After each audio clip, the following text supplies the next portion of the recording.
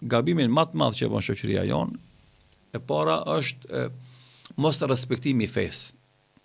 A më e keq se kjo është lufta që fatkeqësisht pak janë ata, ama ajo që quajmë na islamofobi ose religionofobi, anti-islamizëm më konkretisht, janë fenomene shumë destruktive në jetën afatgjate të një shoqërie.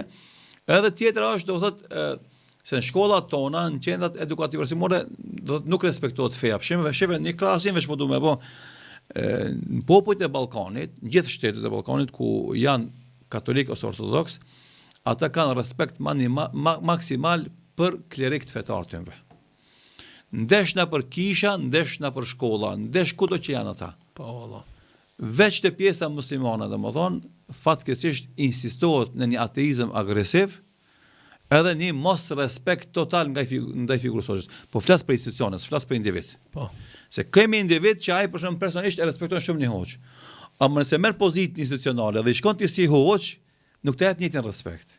Tutët se karriera e tij mund të varet prej respektit që jep atë tek ortodoksët dhe katolikët e kundërta. Sa më shumë që respektohet kleriku fetar, aq më tepër respektohet ai njeri politikan, qoftë drejtor, qoftë çka do qoftë. E këtu te shqiptar domodin te pjesa muslimane fatkeqësisht mungon respekti ndaj figurave fetare, po flas të njerëzve që kanë pozicione institucionale.